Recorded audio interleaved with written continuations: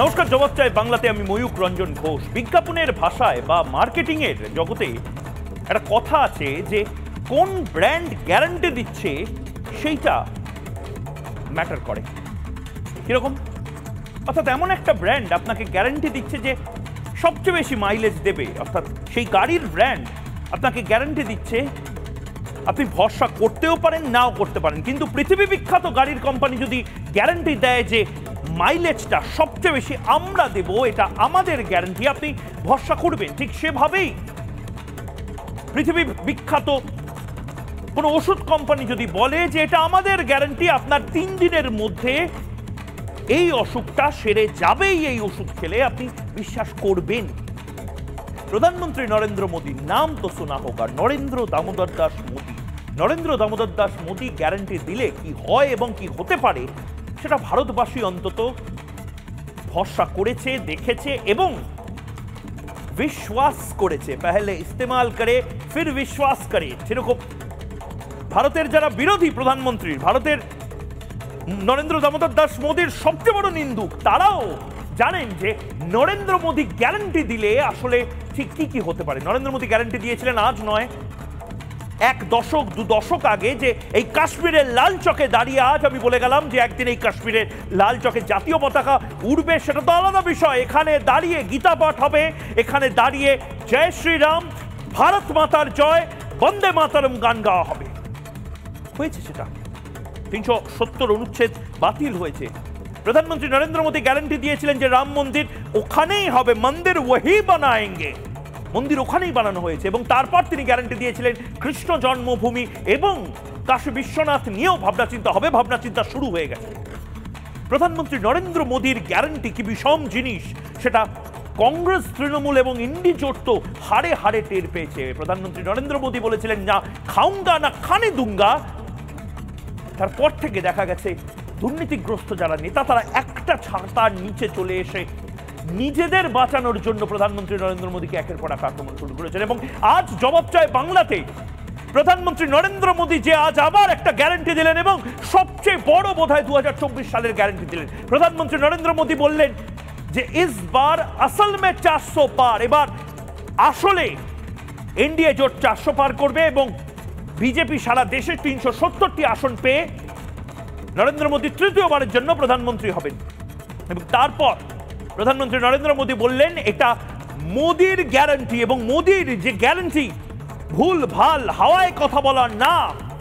অনেক নেতা অনেক সময় অনেক বড় বড় কথা বলেন, আমি প্রধানমন্ত্রী হয়ে যাব, একে দড়ি পরিয়ে জেলে পাঠাবো, কিন্তু আদপে সেই গ্যারান্টিগুলো ধোপে টেকে না। কিন্তু প্রধানমন্ত্রী নরেন্দ্র মোদী মিন্স বিজনেস। প্রধানমন্ত্রী নরেন্দ্র মোদী মানে যেটা বলেন সেটা করে দেখান। পাকিস্তানে ঢুকবেন মানে ঘর মে ঘুসকে মারুঙ্গা।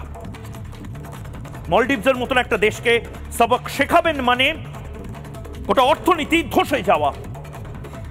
রাশিয়া হোক বা চায়না হোক আমাদের টার্মসে চলতে হবে, এটা বলা মানে সেইভাবেই গোটা বিশ্ব মেনে নেয় যে ভারতই বিগ বস। আবারও বললাম, প্রধানমন্ত্রী নরেন্দ্র মোদী 400 পারের যে গ্যারান্টি নিয়েছেন সারা দেশে, সেখান থেকেই প্রশ্ন যাচ্ছে 400 তো ভারতের যে আসন সংখ্যা তার মধ্যে থেকে নিশ্চয়ই পাবেন প্রধানমন্ত্রী নরেন্দ্র মোদী বা এনডিএ পাবে। বাংলা থেকে কতগুলো আসন বিজেপিকে উপহার দেওয়া হবে? কারণ কি প্রধানমন্ত্রী নরেন্দ্র মোদীর আগে অমিত শাহ বলেছেন 35টা আসন, তার আগে বহু মানুষ যারা বিজেপি করেন তারা এক্সপেক্ট করছেন যে এবার বিজেপি অভাবনীয় ফল করবে। এবং তার পাশাপাশি কখনো রেলমন্ত্রী বলছেন বাংলার জন্য সবচেয়ে বেশি বরাদ্দ হয়েছে রেল বাজেটে, কখনো নির্মলা সীতারামন বলছেন বাংলা কেন বঞ্চিত, জিএসটিতে পর্যন্ত কেন বঞ্চিত, এক এক এক এক করে লুক ইস্ট সেই পলিসি যেন শুরু করেছে বিজেপি। অর্থাৎ বিজেপির এই মুহূর্তে যদি সহজ বাংলায় বলতে হয়, উত্তর ভারত থেকে যে এক্সপেকটেশন ছিল তার থেকে বেশি আসন উত্তর ভারত থেকে বিজেপি পাচ্ছে, এটা তারা ধরে নিয়েছে। পশ্চিম ভারত থেকে যে আসনগুলো পায় সাধারণত সেই আসনগুলোই গুজরাট, রাজস্থান থেকে শুরু করে মধ্যপ্রদেশ, মহারাষ্ট্র সেই সমস্ত জায়গা থেকে পাবে। দক্ষিণ ভারতেও দাঁত ফোটাচ্ছে একটু একটু করে বিজেপি। কিন্তু পূর্ব ভারতে সম্ভাবনা বয়, পূর্ব ভারতে ওড়িশা থেকে, আসাম থেকে, নর্থ ইস্টের যে রাজ্যগুলো রয়েছে সেই রাজ্যগুলো থেকে, সিকিম থেকে, মণিপুর থেকে, মিজোরাম থেকে, নাগাল্যান্ড থেকে, অরুণাচল প্রদেশ থেকে এবং বাংলা থেকে নির্দিষ্টভাবে হয়তো এবার ডবল ডবল চাকরির প্রতিশ্রুতি না দিলেও যে যে প্রতিশ্রুতি প্রধানমন্ত্রী দিয়েছেন তার জন্য ডবল ডবল আসন পাবেন। এবং সে কারণেই এইবার হয়তো মনে করা হচ্ছে বিজেপি বাংলাতে 20 পার করে যাবে, হয়তো 35, হয়তো 32, হয়তো 30, হয়তো 20, কিন্তু 20 পার করবে এবার বাংলা বিজেপি। সত্যিই কি তাই? আজ তার জবাব বাংলার মানুষ চায়। শুরুতেই এই প্রতিবেদন দেখে নিয়ে এবং তারপর বিশ্লেষক যারা আছে তাদের সাথে পুঙ্খানুপুঙ্খভাবে 42টা আসনে কে কতগুলো আসন পেতে পারে তার একটা অঙ্ক শুরু করি।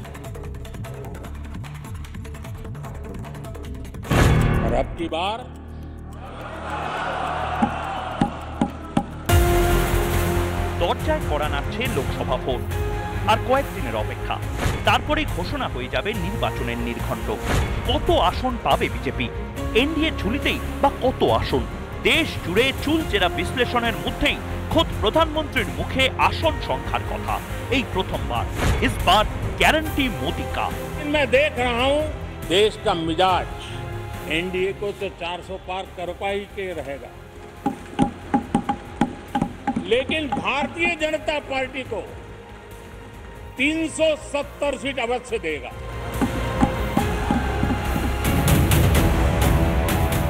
লক্ষ্য স্থির, দেশে এনডিএ 400 পার হলে বিজেপি বাংলায় কত পাবে? এবার কি 42-এর মধ্যে অর্ধেক, অর্থাৎ 20-র গণ্ডি পেরিয়ে যাবে পদ্মশিবির? বাংলায় বিজেপির দাপট নিশ্চিত করেই কি ভবিষ্যৎবাণী করলেন নরেন্দ্র মোদী? রাজনৈতিক বিশ্লেষকদের মতে পরপর দুবার আসন সংখ্যা বাড়িয়ে দিল্লিতে ক্ষমতায় এসেছে মোদী সরকার, দেশের ইতিহাসে যা কার্যত নজিরবিহীন। তাহলে কি এবার মোদীর জাদুতে বিরোধীরা আরো হবে ছাড়খাড়? রাজনীতির কারবারিরা মুচকি হেসে বলছেন মোদী হ্যাঁ তো মুমকিন হ্যাঁ। अब की बार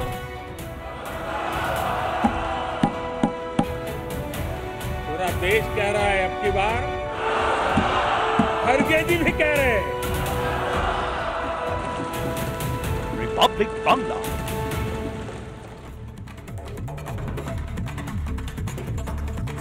একটাই প্রশ্ন এই মুহূর্তে বাংলার যারা এই মুহূর্তে জবাব চায় বাংলা দেখছেন, সারা পৃথিবী থেকে যারা জবাব চায় বাংলা অনলাইনে দেখছেন, লাইভ স্ট্রিমিং এ দেখছেন ময়ূককে, আপনারা সহযোগিতা এবং তার পাশাপাশি নিজেদের যে ওপিনিয়ন সেগুলো ব্যক্ত করতে পারেন, আমাকে লিখে পাঠাতে পারেন, লাইভ স্ট্রিমিংয়ে লিখতে পারেন। সারা দেশে যদি এনডিএ 400টা আসন পায় বাংলায় কতগুলো পেতে পারে এই নিয়ে আজকে যে বিশ্লেষণ, পুঙ্খানুপুঙ্খ যে বিশ্লেষণ, সেই বিশ্লেষণে অংশ নেবেন অঙ্কন দত্ত বিজেপি মুখপাত্র, রয়েছেন রাজু ঘোষ সমাজকর্মী, ঝন্টু বাড়াইক অধ্যাপক রয়েছেন, সৈকত গিরি সিপিআই নেতা রয়েছেন, সন্ময় বন্দ্যোপাধ্যায় রাজনৈতিক বিশ্লেষক রয়েছেন এবং নির্মাল্য মুখার্জি বিশিষ্ট সাংবাদিক রয়েছেন। আমি প্রত্যেককে স্বাগত জানাচ্ছি এবং শুরুতেই একবার আমি ঝন্টু বাড়াইকের কাছে যেতে চাই। ঝন্টু বাড়াইক, খুব নির্দিষ্টভাবে প্রধানমন্ত্রী, আমি যেটা শুরুতেই বলছিলাম, প্রধানমন্ত্রী নরেন্দ্র মোদীর বলা এবং টম, ডিক অ্যান্ড হ্যারির বলার মধ্যে পার্থক্য আছে। প্রধানমন্ত্রী নরেন্দ্র মোদী যদি কোনো গ্যারান্টি নেন, সেই গ্যারান্টির 90% অন্তত তিনি করে দেখান। এটা অন্তত চারপাশে যেভাবে রাম মন্দির থেকে শুরু করে যা যা জিনিস ইস্তেহারে লেখা ছিল, 3 তালাক থেকে শুরু করে এই সমস্ত কিছু হয়েছে, আপনার কি মনে হয় যে এই 400 পারটা হবে সম্ভব? আমি হয় বাংলাতে কত হবে? আমি প্রথমে আপনাকে বলি, দেখুন নর্থ ইস্টের একটা প্রান্ত ওয়েস্ট বেঙ্গলের, নর্থ বেঙ্গলের ছেলে হিসেবে 2014-তে যখন মোদী ক্ষমতায় আসে, পূর্বতন 1990 সালের তৎকালীন ইউপিএ সরকারের যে একটা ছিল পলিসি লুক ইস্ট, সেটার কিছুটা পরিমার্জিত হয়ে অ্যাক্ট ইস্ট করা হলো। আমরা খুব আশার আলো দেখেছিলাম। তার পয়েন্টগুলোতে মোদী বলেছিলেন যে নর্থ ইস্ট সত্যিকারে প্রচণ্ড নেগলেক্টেড। একটা নর্থ ইস্টের একটি ছেলে দিল্লিতে গেলে তাকে বলতে হয় আমরা ইন্ডিয়াতে ঘুরতে এসেছি, অর্থাৎ তারা ভূভারতের অংশই ছিল না স্বাধীনতার পরে। এই পার্টটায় যখন মোদী যে করাজনগুলো অ্যাড করলো, আমরা একটু আশায় বুক বেঁধেছিলাম যে নর্থ ইস্টের মেন প্রবলেমটা হচ্ছে যাতায়াত, তাদের রিসোর্সগুলোকে কাজে লাগানো যায় না। আপ টু গুয়াহাটি একটা ইন্টারন্যাশনাল বিমানবন্দর পর্যন্ত তখন ছিল না।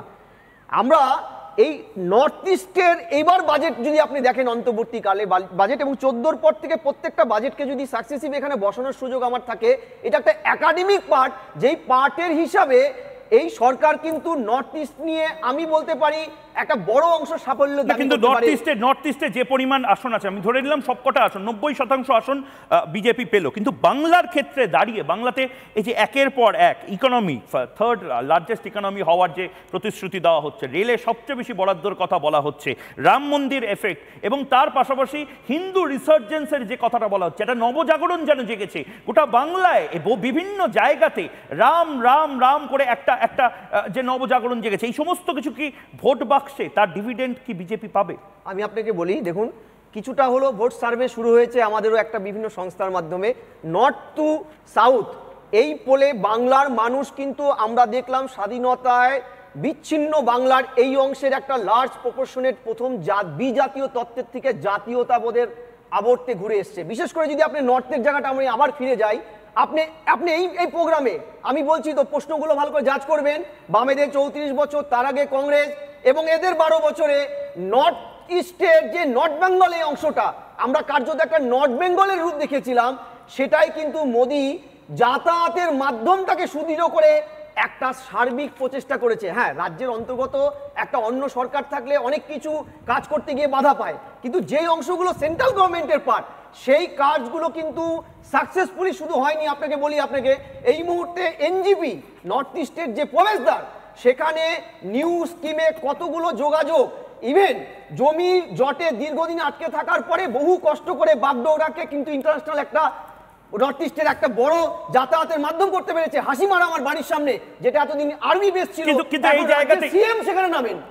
একদম শুধু এই জায়গাতে ঝন্টু পাড়াই আপনার কাছে আসবো আবার, আর কিন্তু আমি অঙ্কনের কাছে যেতে চাই ঠিক এই জায়গাতে, যে জায়গাটার কথা ঝন্টু পাড়াই খুব নির্দিষ্টভাবে বলছেন। নর্থ ইস্টের ক্ষেত্রে লুক ইস্ট পলিসি বিজেপি এই মুহূর্তে নিয়েছে, ভারত সরকারও নিয়েছে, এখন অ্যাক্ট ইস্ট, এবং অ্যাক্ট ইস্টের মধ্যে আরেকটা পলিসি বা একটা মডেল, যেটা আমি নিজে রিপোর্টিং করতে গিয়ে অসমে দেখেছি, ত্রিপুরাতে দেখেছি, এবং নর্থ ইস্টের বিভিন্ন জায়গাতে, ইনক্লুডিং সৈকতগিরি এবং রাজু ঘোষ যে কথাটা বলেন, মণিপুরে দেখে এসেছি। এই যে গোটা যে মডেলটা, সেই মডেলটাকে এই মুহূর্তে প্রধানমন্ত্রী নরেন্দ্র মোদী বলছেন হীরা মডেল। হীরা মডেলটা কি অঙ্কন? H for highway, I for internet, R for railway, A for aviation বা এরোপ্লেন। অর্থাৎ গোটা দেশ যেভাবে কানেক্টেড আছে, নর্থ ইস্ট এবং ইস্টকে সেভাবে কানেক্টেড করা। বাংলা কেন এই হীরা মডেলের সুবিধা পাবে না? এবং প্রথমে তুমি নিজের বক্তব্যটা বলো, কতগুলো এক্সপেক্ট করছো বাংলা থেকে, কতগুলো আসন পেতে পারে? না, প্রথমে আমি বলি যে হীরা মডেল বলুন বা যা মডেল বলুন, পশ্চিমবঙ্গের জন্য যা কিছু করতে চেয়েছে নরেন্দ্র মোদী সরকার বিগত 10 বছরে, তার মধ্যে বেশিরভাগ প্রজেক্ট এই রাজ্য সরকার শুধুমাত্র রাজনৈতিক স্বার্থ চরিতার্থ করতে আটকে দিয়েছে। স্যার বলছিলেন উত্তরবঙ্গের কথা, শুধুমাত্র উত্তরবঙ্গে জমি জটের কারণে রেলের 38টা প্রজেক্ট, হাইওয়ে এক্সটেনশনের 12টা প্রজেক্ট এবং নতুন হাসপাতাল তৈরি, জলপাইগুড়ি জেলা এবং কোচবিহার জেলায় কেন্দ্রীয় সরকারের উদ্যোগে হাসপাতাল তৈরি হবে, তার জন্য জমি দিচ্ছে না। অর্থাৎ স্বাস্থ্য, রেল, সড়কপথ, এর জন্য কেন্দ্র সরকার যতটা সদর্থক ভূমিকা শুধুমাত্র উত্তরবঙ্গের জন্য পালন করতে প্রস্তুত রয়েছে, রাজ্য সরকার পালন করছে না। ঘাটাল মাস্টার প্ল্যান স্বাধীনতার পর থেকে দাবি ছিল, পশ্চিমবঙ্গ সরকার বহুবার কান্না গাইতো যে আমাদের কেন্দ্র সরকার দিচ্ছে না।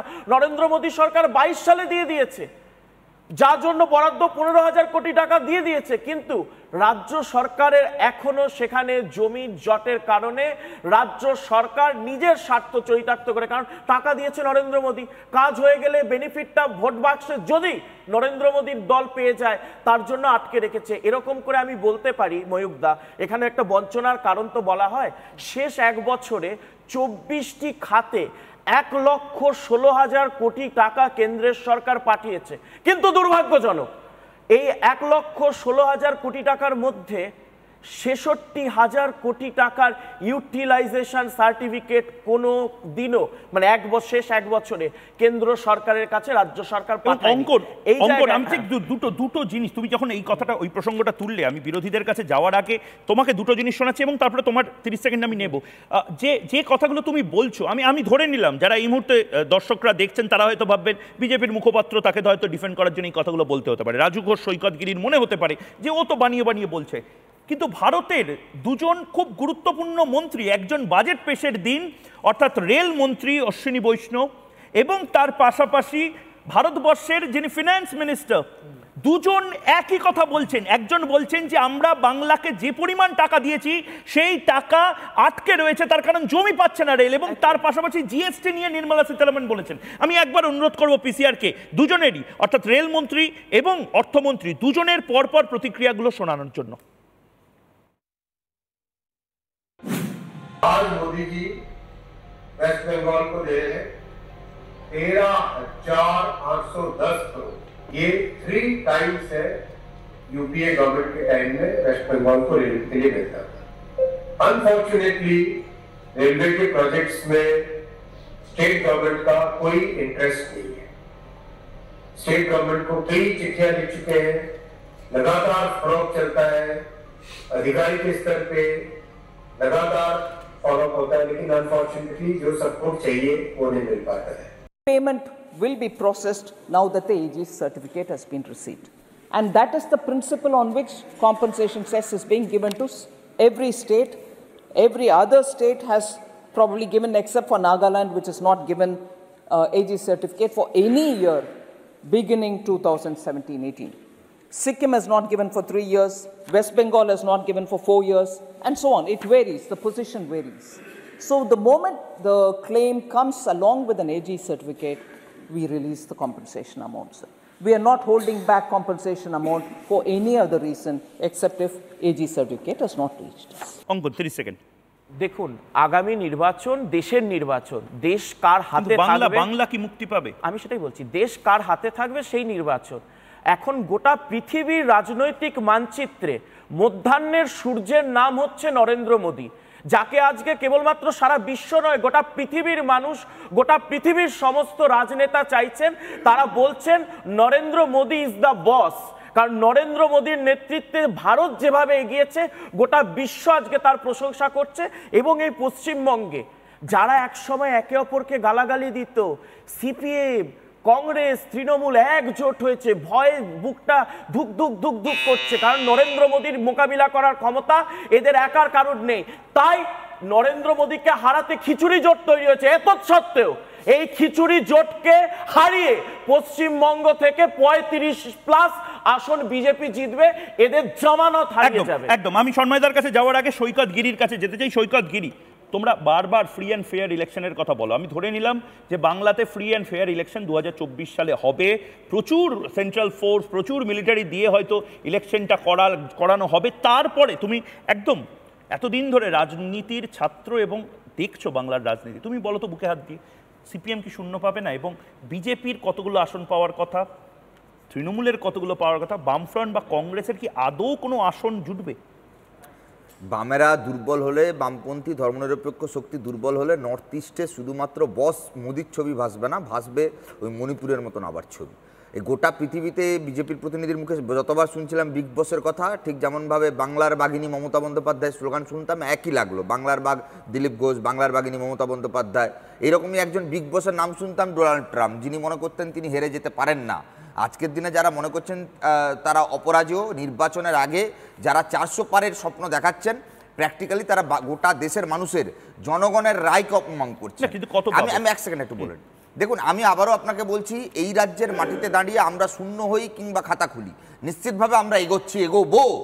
গত বিধানসভা পঞ্চায়েতে বাম কংগ্রেস আইএসএফের 21% ভোট দাঁড়িয়েছে। আমি আর তুমি কথা বলছি, কিন্তু আমাকে একটা কথা তো বলো। চাপিয়ে সৈকত, তোমার আমি ছবি দেখেছি ব্রিগেড প্যারেড গ্রাউন্ডে, দেখানোর চেষ্টা হচ্ছে। সৈকত, আমি একদম স্পেসিফিক্যালি একটা কারণেই বলছি, ব্রিগেড প্যারেড গ্রাউন্ডে যত মানুষ এসেছিলেন সেই মানুষগুলো যদি ভোট দেন তাহলে সেগুলো কি ভোট বাক্সে একটাও আসন বামেদের দেবে না? আবারও আমি আপনাকে বলছি 21 সালে বিধানসভা নির্বাচনের পর 23-এর পঞ্চায়েত নির্বাচন 6 মাস 7 মাস 8 মাস আগে হয়েছে। বাম কংগ্রেস আইএসএফ যে জোটের কথা আমরা এখানে বলছি সেই জোটের ভোট পার্সেন্টেজ 21% প্লাস দাঁড়িয়েছে। এটাই প্রমাণ করছে যে 21 সালের পরবর্তীকালে আসন সংখ্যা নিয়ে আমি এক সেকেন্ড বলে নি, আসন সংখ্যা নিয়ে দিদি মোদি লড়াই করুক, বাংলার মানুষের এই অভদ্রতমগুলো করো না, ওই রকম প্যানেল থাকলে অনেকে অনেক বড় বড় ডায়লগবাজি করে, বাদ দাও।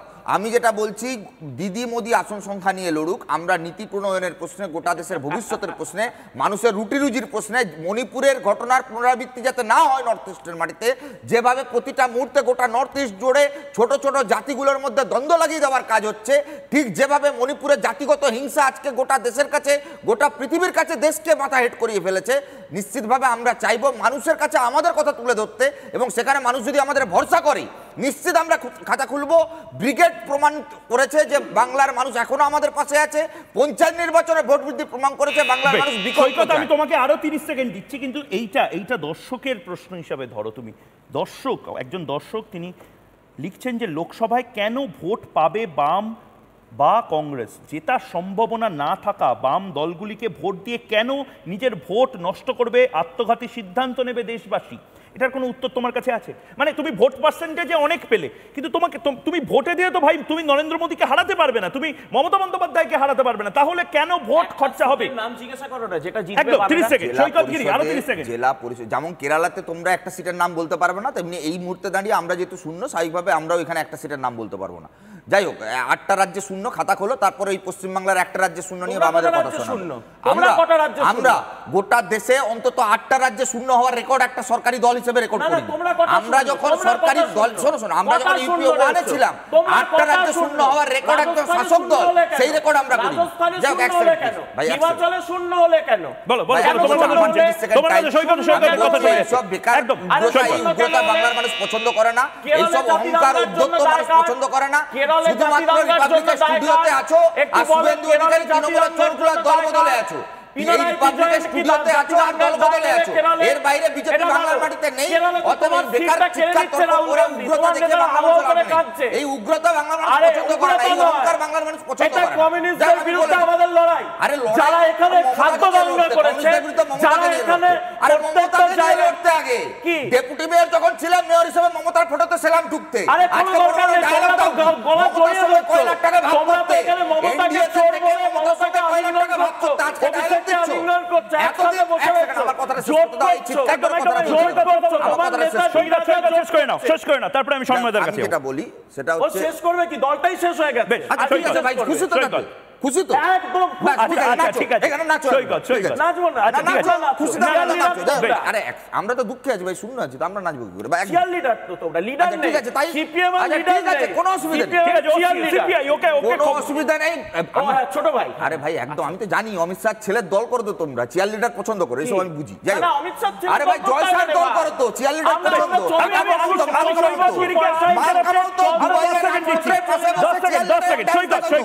ক্রিকেটের ব্যাট বল ডাবলু খেলা দিয়ে বিসিসিআই টাকা লুট করছে গোটা দেশে। একদম সৈকত 10 সেকেন্ড নাও, তোমার টাইমার শুরু, এরপর আমি বাকিদের কাছে যাব।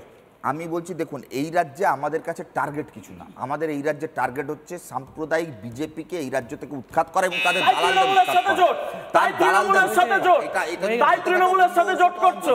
বাহ, পরিষ্কার। না না, তুমি তোমার টাইমার হয়েছে, তুমি আরেকবার যদি বলতে চাও বলে নাও, এবং তারপরে আমি সম্মানদার কাছে যাব। না না, এটা উত্তর পারে না আলোচনা নিয়ে, এই তো এক এক করে কেউ কারোর উপর কথা বলবে। সৈকত বলে নাও, সৈকত বলে নাও, সৈকত বলে নাও, সৈকত অঙ্কন চুপ করো, সৈকত বলে নাও। আমি বলছি প্রথমে বিজেপির মুখে শুনেছিলাম 34, 32, 30, এখন হিসাব যা আমার মনে হচ্ছে তাতে 20-তে গিয়ে দাঁড়াচ্ছে। 45+, বেশ বেশ, তাহলে কি কোথাও আন্ডারস্ট্যান্ডিং হয়ে গেল? এই ব্যাপারটা এক সেকেন্ড প্লিজ, আরে বাবা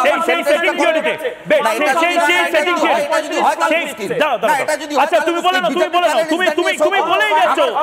আচ্ছা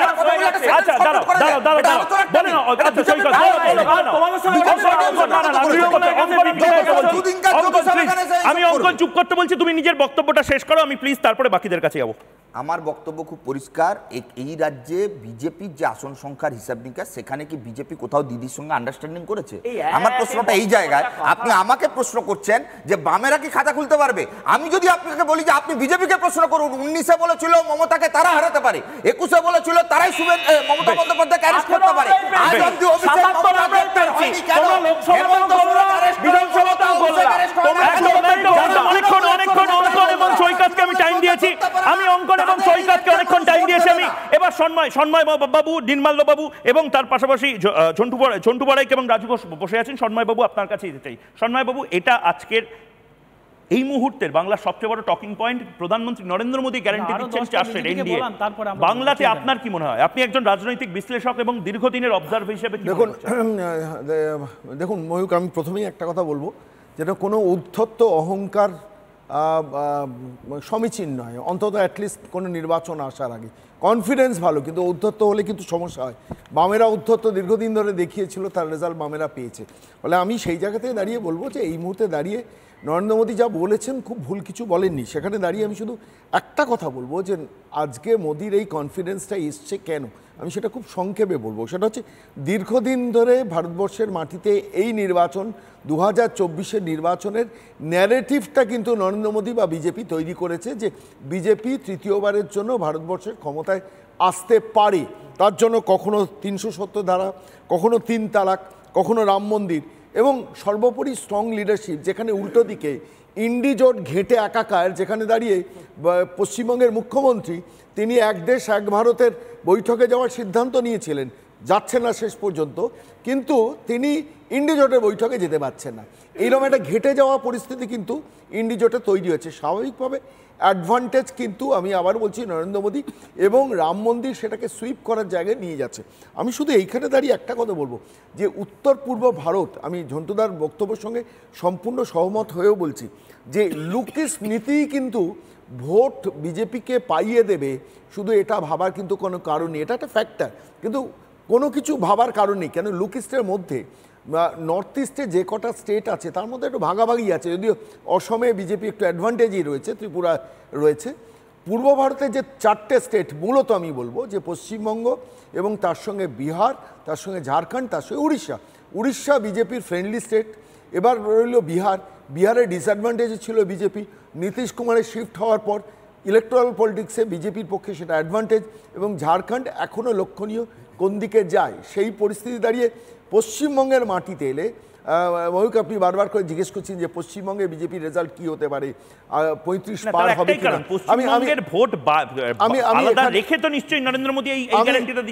ময়ূক, আমি আপনাকে এখানে একটা জায়গায় একটু পয়েন্ট আউট করবো, সেটা একটু আমার যেটা মনে হয় অবজারভেশন, সেটা হচ্ছে পশ্চিমবঙ্গের মাটিতে বিজেপিকে ভালো ফল করতে গেলে 3টে ফ্যাক্টরকে যুক্ত হবে। এক হচ্ছে সাউথ বেঙ্গলে তার একটা পাকাপোক্ত বুথ লেভেল সংগঠন, যেটা এখনও ঘাটতি রয়েছে। দ্বিতীয় যে পয়েন্ট আমি উল্লেখ করব সেটা হচ্ছে রাম মন্দিরের বাইরেও ডেভেলপমেন্টাল পলিটিক্সে আসতে হবে, যেটা যে কোনো কারণে হোক বিজেপি কিন্তু এখনও পুরোপুরি আসছে না, হয়তো আসবে। তৃতীয়ত যে ফ্যাক্টরটা মনে হয়েছে, বিজেপিকে এস্টাবলিশ করতে হবে যে বামেরা বা কংগ্রেস যে সেটিংয়ের তত্ত্বটাকে বাজারে খুব সুকৌশলে দীর্ঘদিন ধরে ছড়িয়ে দিচ্ছে, ভাইপো এবং পিসির বিরুদ্ধে যথাযথ ব্যবস্থা নিয়ে যে পশ্চিমবঙ্গের মাটিতে কোনো সেটিংয়ের রাজনীতি নেই, এই বিশ্বাসটা যখন আসবে, আপনাদের ময়ূক আমি শুধু স্মরণ করিয়ে দিই যে 2021-এর নির্বাচনে বহু বামপন্থী ভোটার কিন্তু বিজেপিকে ভোট দিয়েছিল। এই ভোটটাকে বামপন্থীরা চেষ্টা করবে শিফট করে নিজেদের দিকে নিয়ে যেতে, এবং সেটাই স্বাভাবিক তাদের দিক থেকে। সেইটাকে ঘোরাতে গেলে আলটিমেটলি করাপশনের বিরুদ্ধে, ভাইপোর বিরুদ্ধে, পিসির বিরুদ্ধে ব্যবস্থা নিতে হবে। বামেদের এই যে বিশাল ব্রিগেডের র্যালি, সেই ব্রিগেডের র্যালিটা কি আদৌ কোনো ডিভিডেন্ড দেবে না? আমি একটা কথা বলি, যদি বিজেপিতে যায়, বিজেপি কিন্তু এই আসন পেয়ে যেতে পারে। ময়ূক, আমি একটা কথা বলি, বামেদের ব্রিগেড, বামেদের কর্মীদের মধ্যে, নেতৃত্বের মধ্যে একটা কনফিডেন্স যোগাবে, কিন্তু যে ফ্লোটিং ভোটার যারা, তারা ভোট দিতে গিয়ে চিন্তা করে বামেরা তো সরকার করবে না, দিল্লিতে গিয়ে বামেরা সরকার করবে না, আমি বামেদের ভালোবাসবো কিন্তু ভোটটা বিজেপিকে দেবো। এই ইকুয়েশনসটাও কিন্তু একটা খুব পার্টিনেন্ট প্রশ্ন। লোকসভা নির্বাচন যত আসবে, এই বাইনারি পলিটিক্সটা অলরেডি তৈরি হয়ে গেছে, যেটা বামেরা দীর্ঘদিন ধরে ভয় পাচ্ছে। এই বাইনারি পলিটিক্সটা ভাঙতে হবে। বামেরা সরকারে যাবে না, তারপরেও ভোট দিয়েছে। তার কারণ আমি একটা বলি, তার কারণ সেই সময় যে ফ্যাক্টরটা সৈকত ছিল, সে ফ্যাক্টরে বামেরা একটা ডিসাইডিং ফ্যাক্টর ছিল।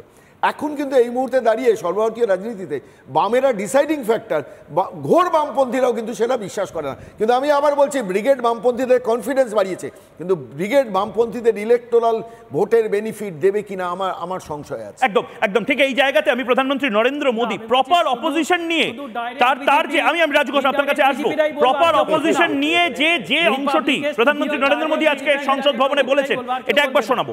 এটা কি उनके भाषण के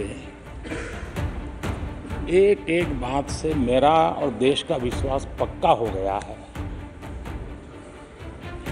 कि इन्होंने लंबे अरसे तक वहां रहने का संकल्प ले लिया।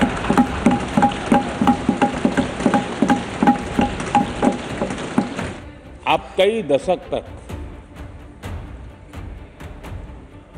जैसे यहां बैठे थे, वैसे ही कई दशक तक वहां बैठने का आपका संकल्प, आज विपक्ष की जो हालत होगी ना, इसकी सबसे दोषी कांग्रेस पार्टी।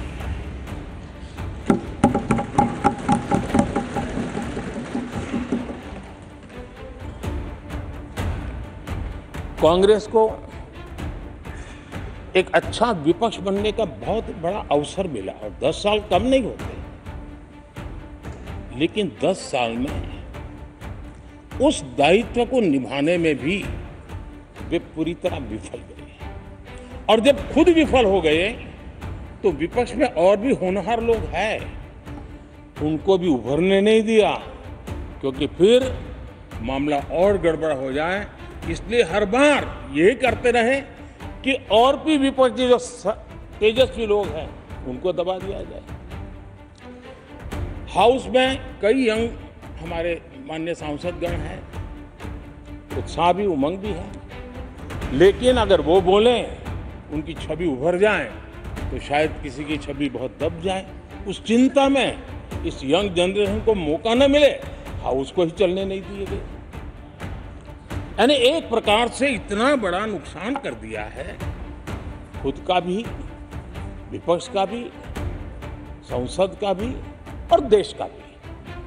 और इसलिए, और मैं हमेशा चाहता हूं कि देश को एक स्वस्थ अच्छे विपक्ष की बहुत जरूरत है। निर्मला मुखर्जी, দেশে যদি 400 হয়, বাংলায় কত এবং কেন? দেখুন, আমি আপনাকে বলি, নরেন্দ্র মোদী আমার যেটা মনে হচ্ছে, তো হাওয়ায় কথা বলবেন না, এর একটা প্রিলিউড আছে। প্রিলিউডটা হচ্ছে যে মমতা বন্দ্যোপাধ্যায় অলরেডি এখানে স্টেটমেন্ট করেছেন যে 40-এর নিচে কংগ্রেস চলে যাবে। খাড়গে বলেছে 400-র ওপরে এনডিএ ক্রস করবে।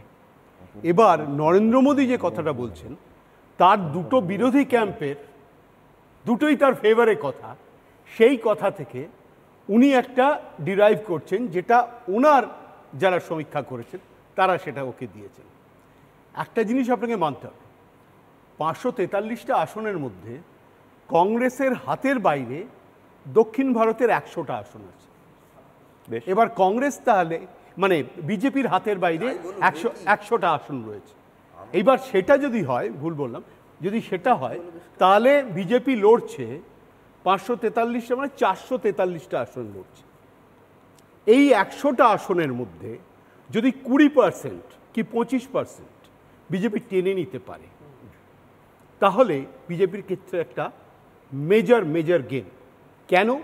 তার কারণ, ধরুন দক্ষিণ ভারতে 129টা, বিজেপি এখন 29টা পেয়েছে।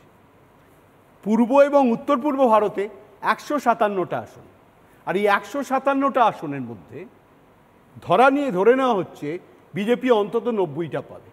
উত্তর ভারতে প্রায় 200টা, সেখানে 150 থেকে 160টা পাবে।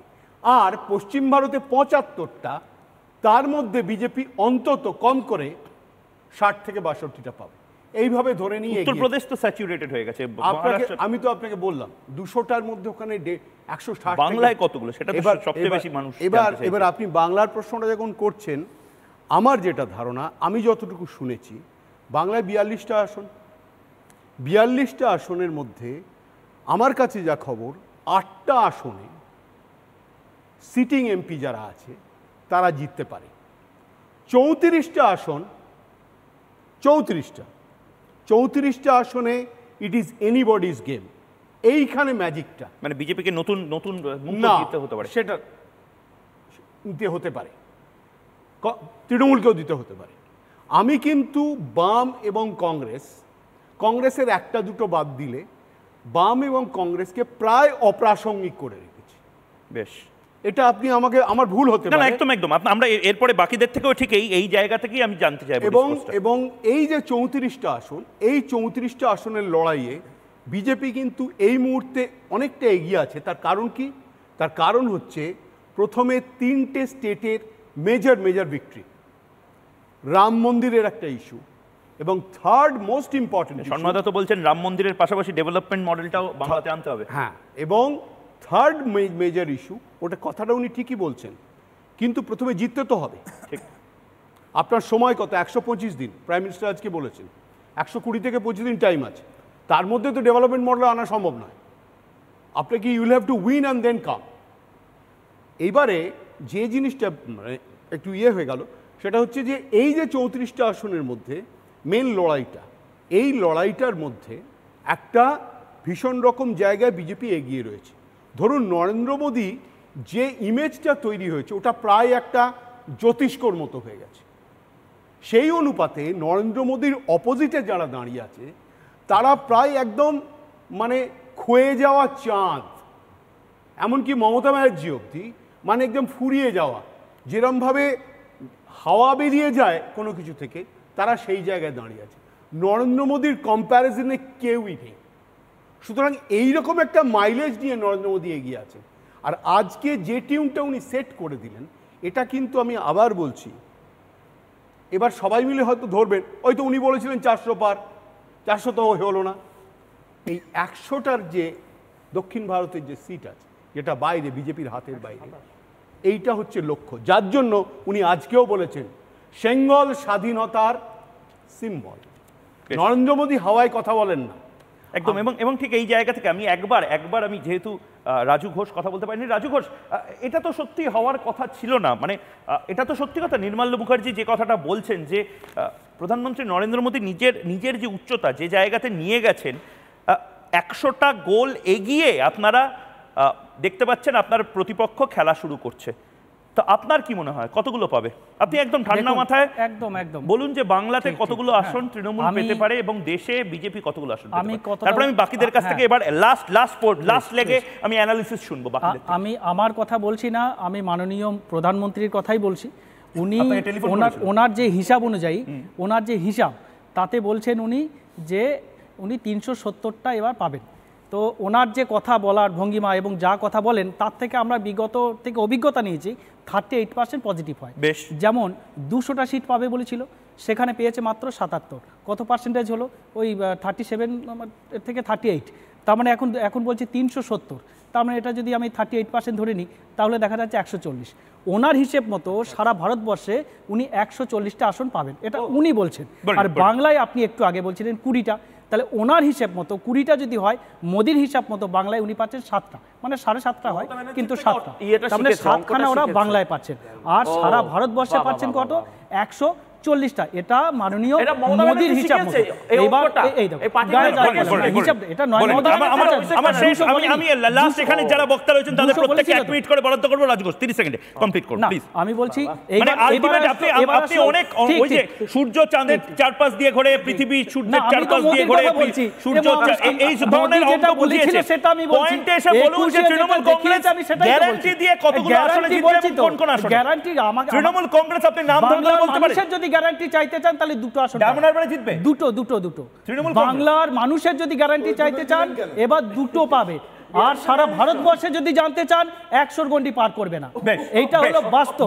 এবার আমি অনুরোধ করব, যেগুলো আছে সেগুলো সব ওদের একদম আমি অনুরোধ করব, আমার একদম শেষ লেগে টাইম সীমিত, আমি প্রত্যেককে বলবো এক এক করে টাইমার নিতে। এবং সেই একই প্রশ্ন, 400টা যদি সারা দেশে, দেখুন যে কথাটা সৈকত গিরি, নির্মলদাও বললেন যে যাই হোক না কেন, যতই বিরোধী হও, যতই যা নিন্দুক হও, প্রধানমন্ত্রী হাওয়াতে হয়তো কথা বলেননি, কিছু একটা আছে। 400 যদি এনডিএ পার করে, বাংলাতে কত পার করতে পারে বিজেপি, তৃণমূল এবং লেফট সবই জিততে পারে, এটা নিয়ে কোনো অস্বাভাবিক কিছু না। আমি বলছি পরিষ্কার তোমাদের কথা দিই, ফ্রি এন্ড ফেয়ার ইলেকশন হলে 2031 আমি বলতে পারলে খুশি হতাম যে মোদি 400 পার করবে, তাহলে আমার ভলিউমটাও কমানো হতো না আর আপনারা কেউ ডিস্টার্ব করতেন না। কিন্তু আমি বলবো না সে কথাটা, এক যুক্তির কারণে। আমি তো যুক্তিবাদী অন্ধ রাম মন্দিরের ইয়েতে ভেসে যাইনি। 2014-তে 31, 2019-এ 35%, 2024-এ যদি 39%ও ভোট পায় তারপরেও বিজেপির পক্ষে 400 পাওয়া সম্ভব নয়। কর্ণাটক এবং তেলেঙ্গানায় বিজেপি হেরেছে, ছত্তিশগড় মধ্যপ্রদেশ বাদ দিয়ে ছত্তিশগড় রাজস্থানে বিজেপির ভোট পার্সেন্টেজ কমেছে। গোটা পশ্চিমবাংলায় 19-এর বিজেপির অভিষেককে অ্যারেস্ট করানোর টোটকা আর কাজ করবে না। আমি আপনাকে বলছি দায়িত্ব নিয়ে নরেন্দ্র মোদীকে আপনারা বাহুবলী বানান, নতুন যুগাবতার বানান, তাতে আপত্তি নেই। কিন্তু এর গোটা দেশের মানুষ এই প্রশ্নটা করছে যে কালো টাকা কোথায় গেল, 15 লাখের অ্যাকাউন্ট কোথায় গেল, 2 কোটি চাকরি কোথায় গেল, গ্যাসের দাম বাড়ছে কেন, মণিপুর নিয়ে নরেন্দ্র মোদী চুপ কেন?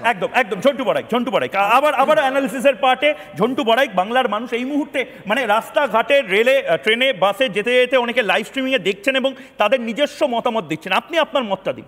আমি প্রথমেই বলি, দেখো গত 2019-এর নির্বাচনে যদি নর্থের উত্তরবঙ্গের কথা বলি, পশ্চিমবঙ্গের প্রেক্ষাপট নিয়ে কথা হচ্ছে, 56টি বিধানসভার মধ্যে 41টিতে বিজেপি এগিয়েছিল। আমরা ওই 41টি স্পেসিফিক জায়গা এবং 37টির মধ্যে ফার্স্ট যেটা হয়েছিল সেগুলো যখন আমরা ক্রিটিক্যাল অ্যানালাইসিসগুলো এবার করছিলাম গ্রাউন্ড ইয়েতে, আমরা গত সপ্তাহে ইভেন আজকেই আসলাম নর্থ বেঙ্গল থেকে, সেখানে কিন্তু একটা জিনিস উঠে এসছে যে নর্থ ইস্টে একটা আইডেন্টিটি পলিটিক্স কাজ করে। যে আইডেন্টিটি পলিটিক্সটা ভারতবর্ষে যিনি পাওয়ারে আছেন তার অথেন্টিসিটি, তার মেকানিজম, তার মুখের উপরে অনেকটা নির্ভর করে। আমি আপনাকে বলে দিচ্ছি, এই নির্বাচনের পরে, রেজাল্টের পরে, এখানেই এই আজকের সন্ধ্যাটা আমি রিপিট করাবো যে নর্থ ইস্টে পশ্চিমবঙ্গের একটা মেজর পার্ট 42টার মধ্যে নর্থ বেঙ্গলকে কেন্দ্র করে আপ টু গঙ্গার এপার অর্থাৎ ফারাক্কা অব্দি কার্যত বিজেপি কংগ্রেস উড়ে যাবে। এবং এখানে কিন্তু শুধু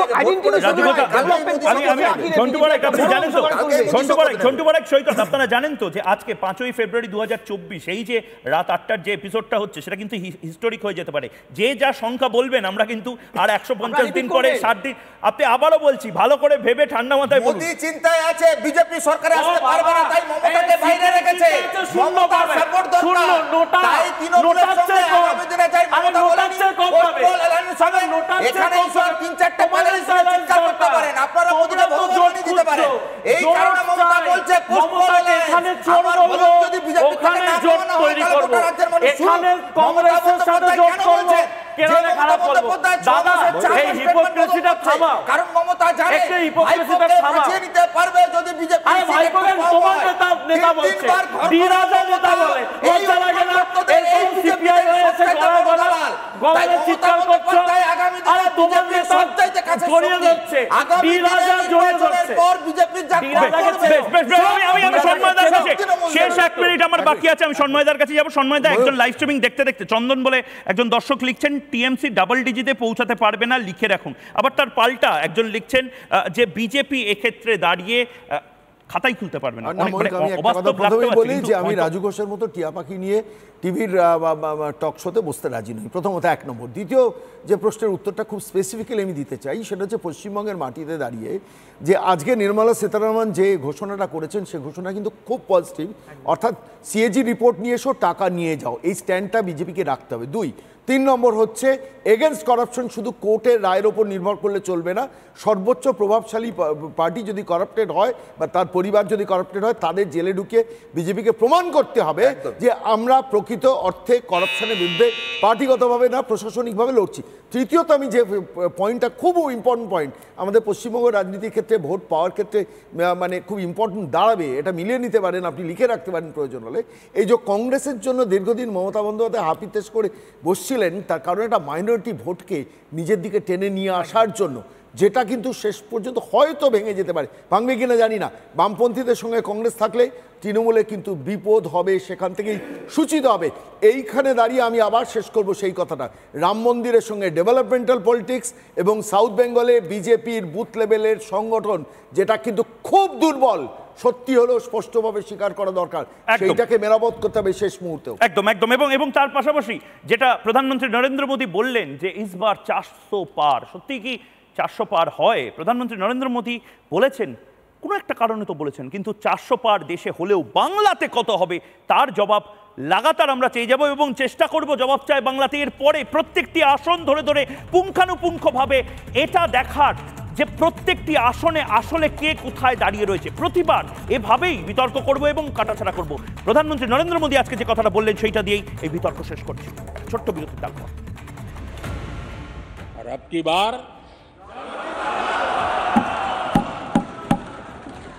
पूरा देश कह रहा है, अब की बार खड़गे जी भी कह रहे हैं। लेकिन अध्यक्ष जी, मैं आमतौर पर ये आंकड़े के चक्कर में नहीं पड़ता, लेकिन मैं देख रहा हूं देश का मिजाज एनडीए को तो 400 पार कर पाई के रहेगा, लेकिन